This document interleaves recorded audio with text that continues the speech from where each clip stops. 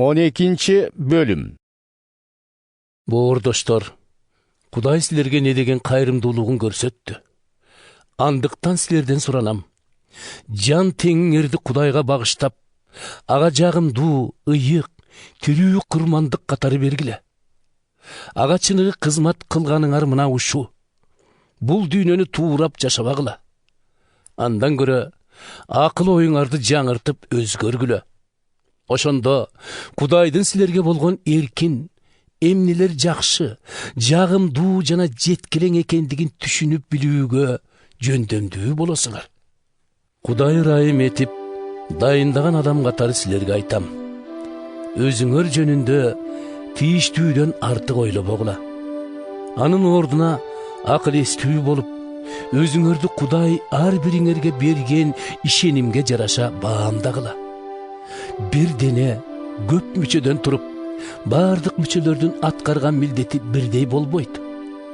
Ошол сыяктуу биз да көп болуп туруп, машаяктын денесин түзөбүз да, бири-бирибизге карата өз ара байланышкан мүчөлөрбүз. Кудай ырайым менен ыроологон касиеттерибиз ар кандай болуп, ар кандай милдет аткарабыз.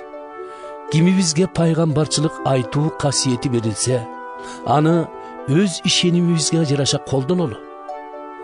Кызматчылык касиети барыбыз кызмат кылалы. Окута турганыбыз окуталы. Башкаларга кайрат бере алганыбыз кайрат берели. Колунда барын бөлүшкөнүбүз жоомарт бололу. Жетекчилик кылганыбыз талыкпай иштейли.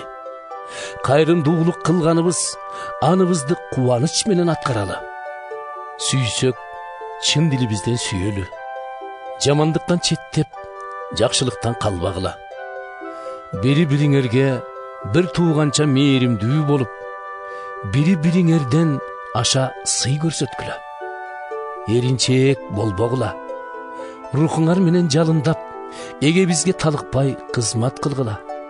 Үмүттөн кол үзбөй, ар дайым кубанычта болгула. Кыйынчылыктарда чыдамдуу, сыйынууда туруктуу болгула.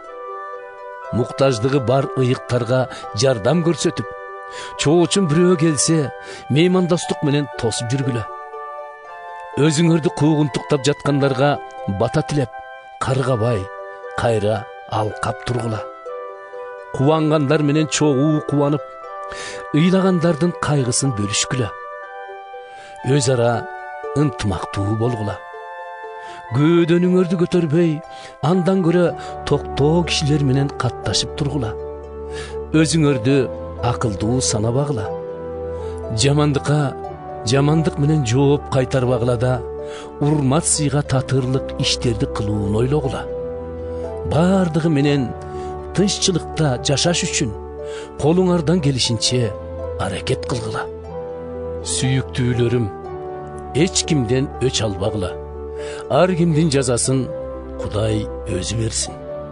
Анткени ыйык жазууда эгебиз мындай дейт: өч алуу менин ишим, мен берем тиешесин. Тескерисинче, касташканың ач болсо азык бергин, касташканың чаңкаса суусун бергин. Таш урганга кимде ким ашын сунса, жакшылыгы душманын уяткырат. Бирөөнүн жамандыгына алдырбай, андан көрө жамандыкты жакшылык менен жеңип чыккыла.